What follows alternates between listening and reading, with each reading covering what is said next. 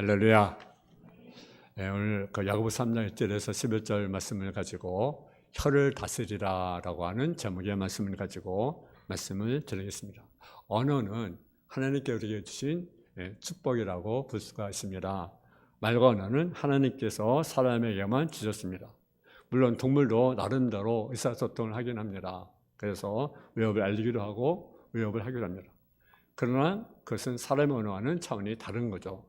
동물들은 문화를 만드는 법도 없고 발전하는 법도 없습니다. 언어를 통해서 사상을 전하고 교육을 하고 하나님을 경배하는 것은 인간만이 할 수가 있습니다. 창조과학계에서 나온 좋은 자료가 있는데 인류 기원에 관한 것입니다. 인류의 기원을 찾아 진화론자들은 유인의 뼈를 조사를 했습니다. 아프리카에서 인간이 조상에서 생활할 때는 가장 오래된 뼈가 나왔는데 그 뼈가 사람의 뼈가 아니라는 것이 밝혀졌다는 것입니다. 유인원의 뼈와 사람의 뼈는요 분명히 차이가 있습니다. 그저 흡사해 보이지만 분명히 다르다는 거죠. 유인원의 턱뼈는 단순해서 사람의 언어를 구사할 수가 없습니다. 같은 사람이라도 사용 언어에 따라서 그 사람 인격이 다릅니다. 외모가 그렇단데 사용 언어 때문에 품격을 떨어뜨리는 사람이 있는가 하면 외모는 시원찮은데 언어 때문에 돋보이는 사람이 있습니다. 우리는 보통 일상적인 생활에서 500개의 단어를 사용한다라는 거죠. 500개의 단어. 그럼 어느 정도 이렇게 소통을 하는 거죠. 근데 선진화된 문화된 나라는요 사용하는 언어가 굉장히 많습니다. 그만큼 개발되지 않고 발달되지 않는 나라일수록 사용하는 언어가 단순합니다. 그만큼 언어는 하나님께서 주신 축복입니다. 말과 우리 삶은 분리할 수가 없습니다. 말이 없는 세상은 상상할 자 없습니다. 말은 우리 생활에 밀접하게 영향을 미치고 있습니다. 그래서 잠언 18장 21절에 보게 되면 죽고 사는 것이 혀에 힘이 있다. 혀에 힘. 여러분 혀를 어떻게 사용하냐에 따라 혀에 힘이 있다. 그러면서 혀를 쓰기 좋아하는 자는 혀의 열매를 맺는다. 말에 힘이 있어요. 그러니까 여러분요 말을 잘해야 됩니다. 잘해야 돼요. 여러분 민수기 24장에 보면 28절에 보면요 너희 말이 내게 듣는 너희가 너에게 행하리니 너희 시체가 광야에서 엎드릴 것이다. 죽겠다는 자는요 다 광야에서 죽었어요. 그러니까 우리는 살겠다. 아멘. 살겠다. 아무래도 살겠다. 살겠다. 그러면요 우리가 삶는 일이 살게 되습니다. 그러니까 혀의 죽어서 어릴 때 혀의 힘이 달렸다 라고 우리에게 말씀하죠. 말로 사람을 살릴 수 있습니다. 따뜻한 말 한마디가 자살하는 사람의 걸음을 멈추게 할 수 있습니다. 그러나 잘못된 한마디는 한 사람 인생에 엄청난 충격을 주고 심지어는 자살을 하게 합니다. 무심코 던진 한마디가 엄청난 파장을 일으킬 때가 얼마나 많습니다. 본인이 실수라고 할지 모릅니다. 그러나 당사자에게는 그것이 큰 충격을 다올 때가 많이 있습니다. 우리는 말로 위로를 얻습니다. 말로 힘을 얻습니다. 각자의 신앙생활을 돌아보십시오. 신앙생활의 기초가 뭡니까? 말이라고 하는 거죠. 하늘에게 말씀하십니다. 말씀 우리를 격려하기도 하고 우리에게 힘을 줍니다. 그만큼 말은 우리에게 위로와 능력이 됩니다. 축복도 말로 하지만 저주도 말로 합니다. 그래서 신명기 시편에 보면요, 축복을 멀리하면 축복이 멀리 떠난다. 저주하기를 기뻐하면요, 저주가 누구에게 임합니까? 자기에게 임한다. 그러니까 여러분요, 어떤 말 해야 됩니까? 축복의 말. 아멘. 자꾸 성도를 축복해주고, 또 아내와 남편을 축복해주고, 또 자녀를 축복해주고, 우리가 부모님도 축복해주고 자꾸 축복의 말을 해줘야 돼요. 그러면 누구에게 임합니까? 여러분에게. 어느 집에 머물고 뭘 빌라? 평안의 길을 빌라. 그러면 그 평안이 누구에게 임해요? 그 집에. 그렇지 않아 누구에게 임해요? 내게. 그래서 그냥 쏟아버리는 겁니까? 그냥 평안을 자꾸 빌어줘야 돼. 축복을 자꾸 빌어줘야 돼. 그러면 그것이 그곳에 머무르게 되고 그렇지 않으면 또 자기에 머무르게 된다. 아멘. 여러분 돌이켜보면 인생을 돌이켜보면 잘한 것도 많지만 후회스러움도 참 많을 겁니다. 나쁜 일이라는 것은 별로 기억나지 않더라도 말로 실수할 때가 사실 우리가 많이 있어요. 예수 믿는 사람들은요, 큰 죄는 별로 짓지 않습니다. 그러나 말로 때로는 실족하고 넘어질 때가 있다라는 거죠. 첫째는 자기 자신을 가르치라. 아멘. 자기 자신을 가르치라. 라고 말씀입니다. 그래서 1절에 보게 되면 내 형제들아 너희는 선생님들 우리가 덕권 심만 받을 줄 알고 선생이 많이 되지 말라고 말씀하고 있습니다. 선생이 되는 것은 좋습니다. 그런데 특별히 영혼을 양육할 수 있는 것은 영광스러운 일입니다. 교사는요 굉장히 중요합니다. 저는 교사가 대접받는 사이가 건강한 사이라고 생각합니다. 요즘엔 교권이 무너지고 있잖아요. 그죠? 그래서 막 교사들 대들고 막 교사를 또 폭력하고 그런 일이 없지 않았어요. 유대인들은요 부모와 자녀가 물에 빠지면 누구를 건진다고 합니까? 선생을 건진다는 거죠. 부모님 우리를 낳은 분이지만 교사는 우리 미래를 책임지는 분이라는 거죠. 랍비라는 뜻은요 큰 자, 위대한 분이라는 뜻을 가지고 있습니다. 이들은 랍비를 그만큼 존경합니다. 우리 평생에 위대한 스승 한 분만 만나도 인생은 달라질 수 있습니다. 근데 시대의 불행은 무엇입니까? 참된 스승을 찾기가 힘든 시대다. 그렇게 말을 합니다. 이렇게 교사의 영역이 크기 때문에 야고보 사도는 교사가 되려고 하지 말라고 말을 합니다. 좋은 선생이 되는 것은 참으로 어렵습니다. 말은 잘할 수 있습니다. 이런 얼마든지 잘 가르칠 수 있습니다. 그러나 먼저 자기 자신을 가르쳐야 한다는 거죠. 가르친 대로 살지 못한다고 한다면 그 사람은 어떤 자가 되는 것입니까? 위선자가 되는 것입니다. 죽은 믿음의 대선이가 쉽습니다. 믿음 있는 것처럼 보이지만 행함이 없는 사람이 되기 쉽습니다. 그래서 바리새인들은 예수님께 책망을 받았습니다. 왜 그렇습니까? 그는 가르치기는 잘해요. 교훈은 잘해요. 근데 자기는 행하지 않아요. 그래서 주님의 책망을 받습니다. 그래서 바리새인 의식을 주의하라. 여러분 남을 가르치려는 사람, 남일에 참여하는 사람도 교사 노릇하는 사람입니다. 자격증이 없어도 스스로 교사가 되어서 간섭하고 돌아다니는 사람이 얼마나 많은지 모릅니다. 남을 가르치려 하고 먼저 말하려고 하는 일은 하지 말아야 됩니다. 2절에 보게 되면 우리 한번 2절을 같이 한번 봉독하겠습니다. 시작. 우리가 다 실수가 많으니 만일 말에 실수가 없는 자면 곧 온전한 사람이라 능히 온몸도 권리에 쓰으리라. 아멘. 우리는 말에 실수가 많습니다. 근데 만일 말에 실수가 없다고 한다면 그는 뭐라고 했습니까? 온전한 사람이다. 말을 다 쓸 수 있다면 자기 인생을 재울 수가 있습니다. 거꾸로 이야기하면 자기 말을 다스리지 못하는 사람은 자기 인생 전체를 다스리지 못하는 사람입니다. 말에 후회가 없이 상처 주는 일이 없이 지혜롭게 말을 해야 합니다. 누가 오해하더라도 오해하게 한 책임은 누구에 있습니까? 자기에게 있습니다. 그 사람의 상을 살피지 못하고 내 입장에서 말한 부주의가 있다는 거죠. 다를 데가 없었을지라도 듣는 사람이 상처를 받았으면 우리는 책임질 줄 알아야 합니다. 두 번째로 해야 되는 세 가지 비가 본문에 나와 있습니다. 말과 행동이 일치하고 믿는 대로 살 수 있는 비결 중 하나가 언어를 다스리는 것입니다. 여러분 말이 바뀌면 우리 삶이 달라집니다. 말이 씨앗이 됩니다. 말을 바뀌면 인격을 만들어갈 수 있습니다. 말은 인격을 반영하는 거예요. 수계의 것이 나오는 것이 말입니다. 말하는 대로 인격이 형성됩니다. 교만한 말, 더러운 말, 악한 말들을 고쳐가면서 인격을 바꾸어 갈 수 있습니다. 근데 말 길이는요 얼마나 중요한지를 야고보 3장 3절에서 5절에 말씀합니다. 그래서 우리는 말들 입에 재갈 미는 것이 우리에게 순종하게 하려고 그 온몸을 제하는 것이라. 또 배를 보라.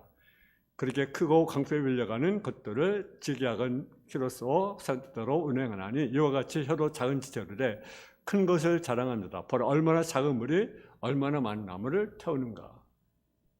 우리 혀를 여기 보니까 세 가지로 비유합니다. 하나는 뭐니까 재갈, 또 키, 또 불 이렇게 비유하고 있어요. 재갈 그리고 키, 불. 아무리 탁은 말이라도요, 길들이지 않으면 탈 수가 없습니다. 말은 길들이고 재가 물렸을 때만 사람이 탈 수가 있어요. 마찬가지예요. 우리 입에 뭘 물려야 됩니까? 재가를 물려야 돼요. 재가. 이것은 침묵하는 말이 아닙니다. 이것은요, 지혜롭게 사용하라는 거죠. 지혜롭게. 말할 때 항상 주의를 기울여야 합니다. 무식하는 말은 없어야 합니다. 항상 준비되고 기라는 말이 나와야 합니다. 불순해하는 말이 없어야 합니다. 지혜롭게 생각하고 우리는 말할 수 있어야 된다라는 거죠. 여러분, 오늘은요, 고칠 필요가 있습니다. 말을 바꿀 필요가 있다면 시간을 들여서 우리는 길들여야 된다라는 거죠. 몸을 다루는 상으로 우리는 길들여야 합니다. 하나님은 반드시 말을 제어쓰는 사람을 쓰신다는 거죠. 혀를 제어하지 못한 사람은 하나님을 쓸 수가 없다라는 사실입니다. 또는 뭡니까? 무엇을 비합니까? 키에 비한다는 거죠. 여러분, 키는 배에 비하면 너무나 작습니다. 근데 키 하나로 배의 방향을 결정하는 거죠. 그것이 바로 중요하다는 거죠. 문제는 키가 조정이 안 되는 거죠. 조정이 안 되면 어떻게 됩니까? 사고가 나게 되어 있습니다. 나는 그런 뜻으로 한 말이 아니다라는 말을 결석한다면 문제가 있는 거죠. 내가 생각한 대로, 의도한 대로 말을 할 수 있어야 합니다. 내가 의도한 것과 다르게 말이 나오면 자기도 그 말에 화를 입고 상대방에도 고통을 주게 됩니다. 여러분이 던진 말 한마디가 여러분의 자녀들에게, 여러분의 이웃들에게 영향을 미칠 수가 있다는 것을 우리가 분명하셔야 됩니다. 또 해는 뭐라 했습니까? 불이다. 여러분, 아무리 큰 불도요, 작은 불씨에서 시작된다라는 거예요. 작은 불씨. 1871년 미국 시카고에 화재가 났습니다. 그 화재로 엄청난 피해를 입었는데 이재민이 10만 명, 그리고 건물의 화재가 7만 5천 개의 건물이 불에 탔습니다. 엄청난 피해를 입혔습니다. 근데 그 엄청난 피해를 입힌 것이 어디에서 비롯되느냐?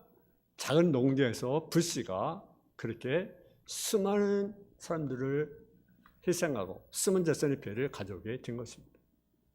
그만큼 여러분의 혀가 중요하다. 중요하다. 여러분, 건조한 밀림에 불이 붙으면요, 아무를 끌 수가 없어요.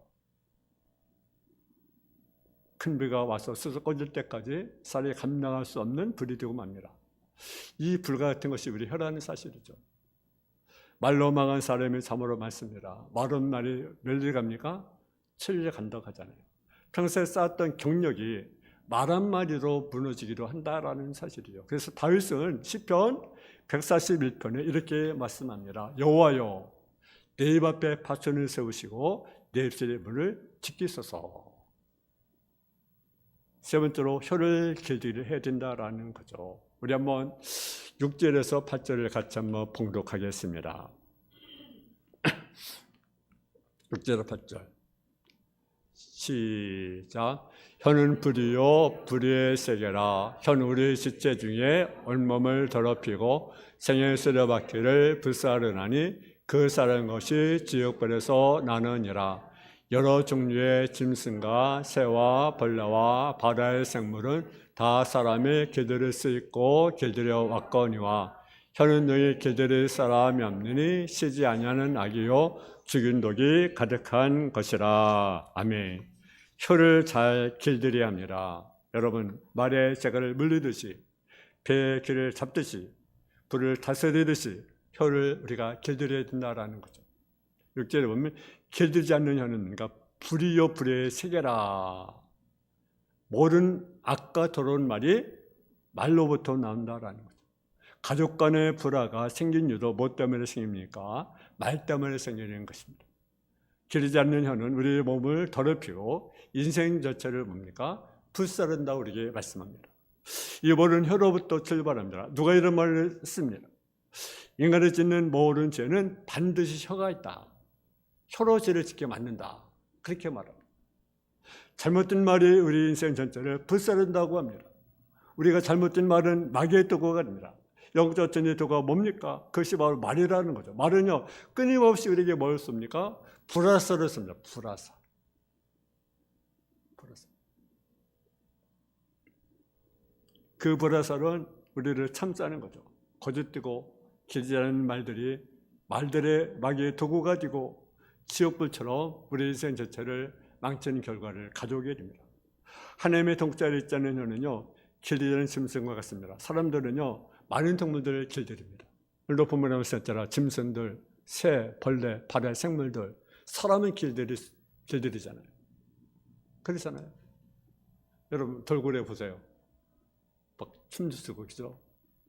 왜? 길들이니까. 새도 길들이니까. 여러분 개도 길들여 보세요. 근데 새처럼 완전히 혀를 길들일 사람은 없어요. 길이라는 혀가 얼마나 무서운지 8절을 보시면 마치 독사의 입에서 나는 독이 연사되지 않습니까? 여러분의 힘으로는요, 우리 혀를요 길들일 수가 없어요. 내 능력으로 안 됩니다. 입술을 깨물어 보십시오. 혀를 깨물어 보십시오. 그렇다고 할 말이 사라지지 않습니다. 오히려 입이 근질근질합니다. 결국은 그 말하고 마는 거죠. 근데 혀를 길들일 수 있는 유일한 분이 누굽니까? 하나님. 아멘. 혀를 길들이는 사건이 있습니다. 그것이 오순절 사건이에요. 오순절. 아멘. 오순절에 성령이 임하니까 사람이 범죄하고 나서 가장 먼저 돌아온 것이 바로 입이잖아요. 범죄한 인간들에게 하나님은 바벨탑부터 해서 언어를 혼잡게 하셨습니다. 하나님 찬양하고 서로 격려하고 믿음의 말을 하던 입이 싸우고 원망하고 판단하고 정죄하는 입으로 바뀌게 된 거죠. 여러분, 사람의 세서 한 하루만 사람들 만나서 하는 말 들어보십시오. 친구를 만나도 여러분 기도를 보면 어떻습니까? 별로 여러분 용기를 주는 말, 영을 시원케 하는 말 별로 없어요. 그래서 우리 하나님께 와야 합니다. 하나님의 말씀을 드려야 됩니다. 주님께 우리 입술을 지어줄 때, 정력해 드리고 거듭나게 할 때 우리 입술이 길들여질 수 있어요.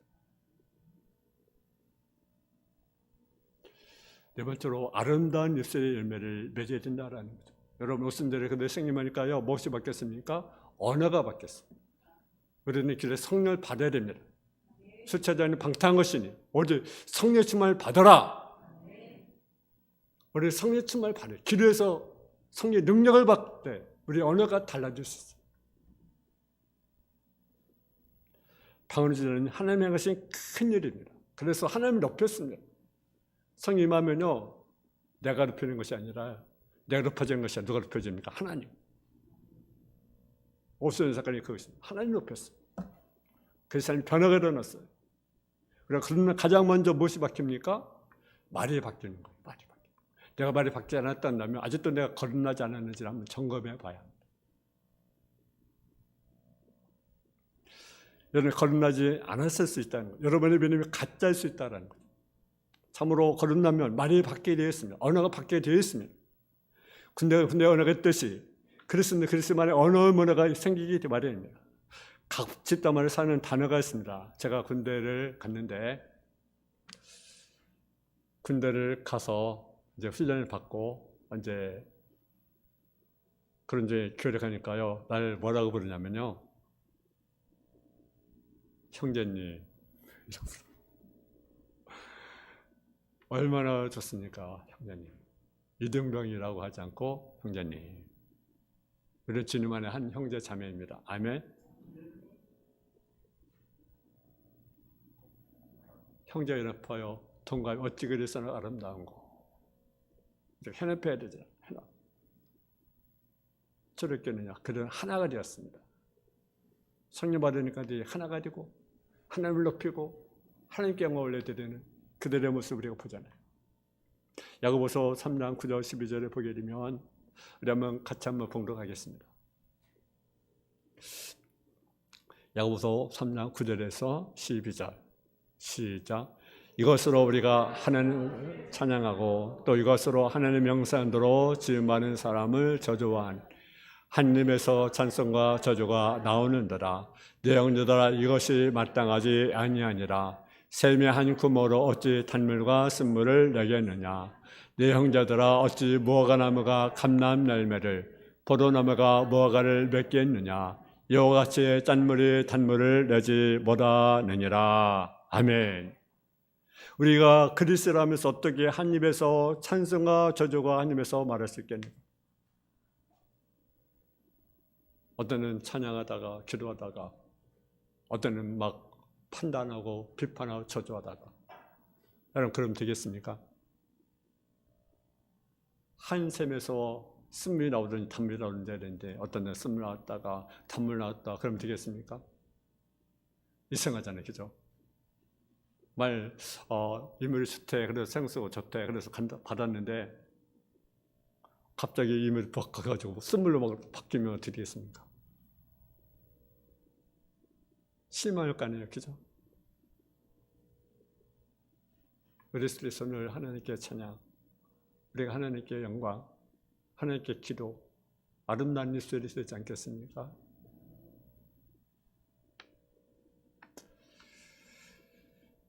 그리스도를 하면서 우리가 찬송하다가 저주가 한 입에서 나오면 되겠어요? 안 되잖아요. 입에 은혜 받다 하면서 교회 문 밖에 나가자마자 욕하고 싸우고 그러면 되겠어요? 안 되잖아요. 그리스도를 남을 비판하고 상처 주고 판단 말 한다면 우리는 아직 거듭난 사람이 아니라는 거죠. 아직도 육에 속한 사람이라는 거죠. 짠물이 단물을 겪어낼 수 없습니다. 말이 거듭나지 않는다는 것은 우리가 거듭나지 않았다는 증거입니다. 이런 경우가 있습니다. 분명 거듭난 사람이지만 아직 말이 습관되지 않아서 부스부스 악함이 나오는 경우는 있습니다. 그래서 날 때부터 믿는 사람이 아니라 여러분 어른에서 하나님 믿는 사람의 말을 걷기가 어렵습니다.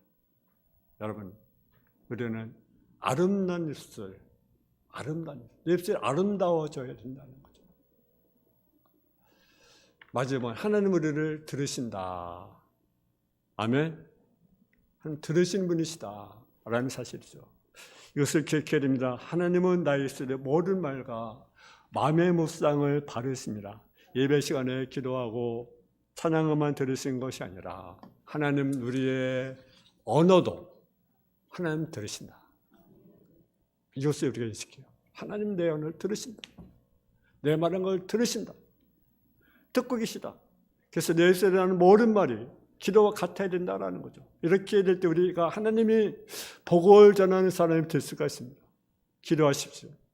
내 말이 기르지 않는 사람, 내 힘으로 내 노래로 바꾸려 하지 마시고 하나님 내 언어가 내 말이 바뀌기 위해서 하나님께 기도하십시오. 하나님 줘야 됩니다. 든든히 말하게 되었습니다. 이걸 듣고 자랐으면 어느새 나도 모르게 자식들에게 욕하게 되었어요. 더러운 말 듣고 자랐다는 더러운 말을 하게 되었습니다. 하나님의 말씀을 우리가 드려야 됩니다. 더러운 말을 우리가 차단해야 됩니다. 그리고 안에 있는 더러운 것들을 우리가 청소해야 됩니다. 회개해야 합니다. 내 언어가 달라질 수 있도록, 내 말이 달라질 수 있도록 우리는 때로는 부모로부터 우리가 더러운 말을 들을 수도 있어요. 듣고 자랄 수도 있어요. 자라고 왔어요. 그러나 이런 것들은 차단해야 합니다. 내 언어가 달라지게 해달라고. 내 말이 달라지게 해달라고. 내 말 할 수 없잖아요. 내 말 할 수 없잖아요. 하나님 도와달라고. 내 언어가 내 말이 달라지게 해달라고. 축복의 언어가 되게 해달라고. 믿음의 언어가 되게 해달라고. 감사의 언어가 되게 해달라고. 우리가 기도해야 됩니다. 현은요 하나님께서 다스리시고요. 은혜로 충만해서 내 입에서 나는 말 항상 찬양의 말, 격려의 말, 믿음의 말, 긍정적인 말, 적극적인 말이 되기를 원합니다. 혀를 관리하는 것은 여러분이에요. 근데 여러분 이 혀를 관리할 수 없잖아요. 하나님 내 혀를 다스리게 해달라고. 내 혀를 제어하게 해달라고. 일으키는 은혜가 되게 해달라고. 하나님 도와달라고. 우리 기도하는 저와 여러분 되어지기를 주님의 이름으로 축원합니다. 하나님 아버지 하나님, 우리가 혀를 다스릴 수 있는 은혜를 주님 허락하옵소서. 근데 우리의 힘으로는 내 혀를 다스릴 수 없습니다. 주님이 도우시옵소서. 우리의 언어가 정말 감사의 언어, 찬양의 언어, 복음을 전하는 언어, 정말로 긍정적인 언어, 남을 격려 칭찬하는 언어가 되어질 수 있도록 인도하옵소서. 남을 판단하는 언어가 아니라, 남을 비판하는 언어가 아니라, 남을 조전 언어가 아니라 남을 축복해 준 언어가 되어줄 수 있도록 지어 도와주옵소서. 네 입 앞에 아버지를 우리가 지켜달라고 우리가 기도하길 원합니다. 하나님, 우리의 혀에 입술을 제어해 주시옵시기 바랍니다. 혀를 정말로 하나님을 위해서 하나님께 영광 올리는 입술이 되어질 수 있도록 주여 도와주옵소서. 우리가 정말 때로는 하나님을 찬양하다가 하나님께 기도하다가 때로는 아버지 판단하고 저주할 데가 없지 않습니다. 아버지, 저는 우리 언어가 감사와 찬양과 정리를 올리는 그 언어가 되어질 수 있도록 주여 도와주옵소서. 예수님의 이름으로 기도했습니다. 아멘.